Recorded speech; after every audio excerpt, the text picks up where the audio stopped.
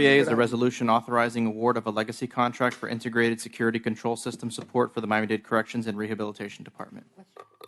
This is a legacy contract because they are the vendor who has the system right now.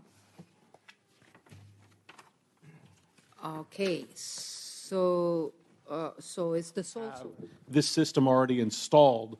The cost to install and go out to get a new system would be prohibitive. So this is the only one who can monitor and maintain their system. I love your idea because it's like when you have an alarm in your house and you are married with the same company and they come and they give you an estimate that it's really big, and then you go to different companies who bundle things and do different things with the new technology, and they give you even sometimes a better product for a lesser price. So I would like the idea of the 3 years with the 2 extensions that have to come, 1 extension of 2 more. For up to 2 years. But that have to come here to the table for that extension, and with the comment that we encourage the administration to do a search, a competitive search to see what is in the market, and if the department can benefit or not. That's fine. If you accept that, Yes, Commissioner. I'm fine. However it needs, you got the We're gist good? of what we want. Thank you. So I'll be happy to Thank you. support it then. The only caveat would be between now and when the board considers it, you would get the vendor to agree to that change in the contractual terms. Okay. I'd like to, however it needs to be wordsmith. We'll do a Counselor. committee like that. Let's see what Commissioner Sosa has to add to that. But I can appreciate where it's sole source. And this government, since I've been here, has moved away from dealing with people who assert proprietary interest in whatever they're doing so no one else can get engaged, and it maintains their legacy thereafter, okay? But with the situation that we have here, look at the products. They change sometimes before I get them unwrapped, IT stuff, and things like that. Technology is always changing and getting cheaper.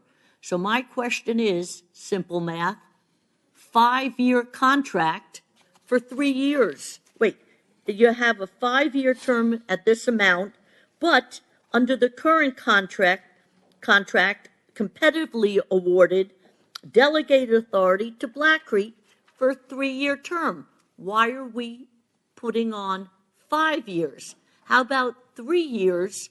And while we look for alternatives that could compete, would be cheaper to operate, aren't antiquated, will come in to get their foot in the door or anything else, why are we guaranteeing 5 years on this instead of 3 years, which is the existing contract, and maybe 2 years to extend if you need time for consistency and carryover? Simple math. Second by Commissioner Hayman for discussion. Questions? Commissioner Hayman, you're up. Okay, is procurement here and our Director of Law Enforcement? It's good to see you, Mr. Perez. Here's my concern. This is a basic tool in law enforcement. Thousands and thousands, and not just domestically, internationally, tasers as alternatives to guns. And it's sole source, and when you delve into it, because I'm familiar with the takeover of taser technology by Axon, and then familiar with the lawsuit against Phaser, Phazzer, for encroachment on their copyright and everything, the one company consolidation has not proven better by reducing the prices and increasing the technology because they've literally eliminated all competition. So there's an issue of monopoly at the federal level and anti-commerce.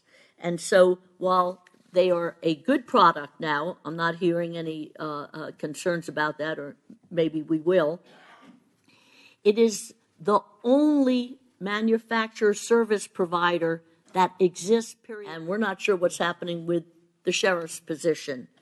So when we're going to do products that only go to one group, because there is no one else product that Axon has, we could adjust.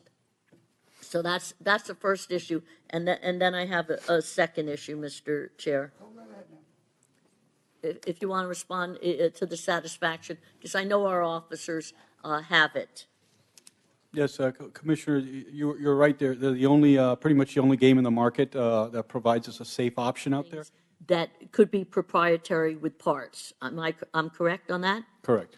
Okay, but we're also paying for training. And we have a great training institute, the MPO. It's still called MPO, right? It's a very long acronym. Okay, Yes, all right. but you got it. We got trainers there. I've watched them train on segways and then train officers. We just started a cruelty unit. We trained 2, and they're training officers. We did the same thing with a bunch of them. So it begs to say, for $6.5 million, I don't know what the cost is for each of the 2,000 then per unit. Other departments have gotten rid of all that other extra stuff and buy it when they need it, and they buy the product because it is a good product, but it's the only product. So I guess, do we need to pay for all this other stuff? And then the last thing is, if it is the only game in town and we're doing 6.5 at 2,000 units, does your purchase include our corrections people who may have taser training and utilize the 7?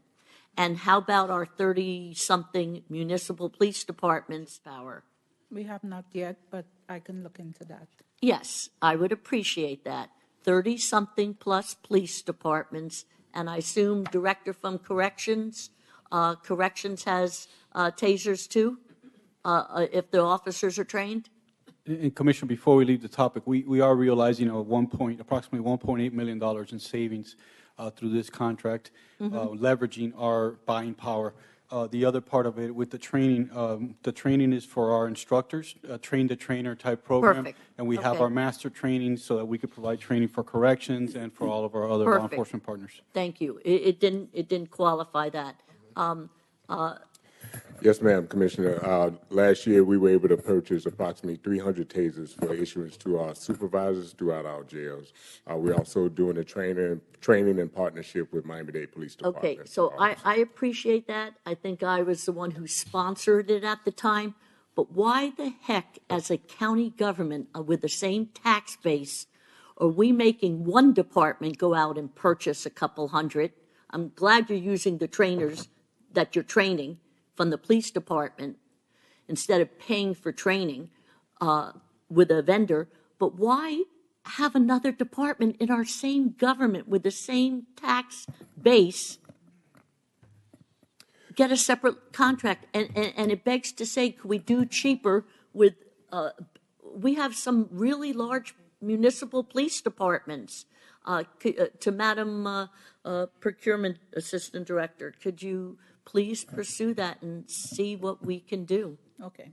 Thank you. And just Those to are my clarify, concerns. Commissioner, I'm sorry, just to clarify, we actually purchased against the MDPD allocation. Of course you do. So we did use the same contract. But what I heard right now is 2,000 for our police, but they didn't say corrections. That's why I wanted you to come on up here, because it needs Well, we to be approved everybody. it. I remember was the item approved. came up, we approved it. It was approved and deployed last year. So Yeah, we recently the budget. deployed, so right now, this is a new purchase for the police, but right now, we still have relatively new equipment that we're still deploying. to our Okay, staff. but it could include you. Okay, Yes, ma'am. good enough. That satisfies me. Thank you. Because competition is not possible at this time, because Exxon Enterprise becomes like the sole distributor, because Phaser Electronics, which was the one that we were buying in the past, they can no longer sell their product to law enforcement agencies. And not only that, the police department is prepared to provide the training and to deploy to all officers,